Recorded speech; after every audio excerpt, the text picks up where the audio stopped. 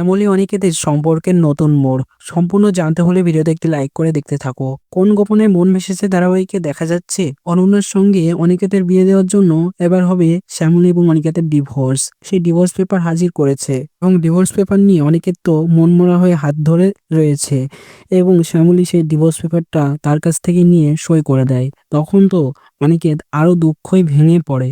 এবার হয়তো অনিকেত নিজের কষ্টে অভিমানে সই করে দেবে। ডিভোর্স পেপারে সই করে দিলে পুরো তাদের ডিভোর্স হয়ে যাবে এবং শ্যামলী চেষ্টা করবে অনিকেত এবং অনন্যা ম্যাডামের বিয়ে দেওয়ার। তো এরকমটা কিছু হলে সিরিয়ালটি পুরো জঘন্যতম হয়ে যাবে, কেউ আর দেখতে চাইবে না। নায়ক নায়িকার মিল হওয়া ছাড়া অন্য কারোর সঙ্গে বিয়ে হলে এটা কেমন দেখায়। তবে আশা করি সেরকম কিছু হবে না। সেসব দিকে দেখা যাবে অনিকেতের সঙ্গেই শ্যামলীর মিল হবে, অর্থাৎ অনিকেতের সঙ্গেই শ্যামলীর বিয়ে হবে। তো বন্ধুরা, তোমাদের কি মনে হয়, তাই হবে কি?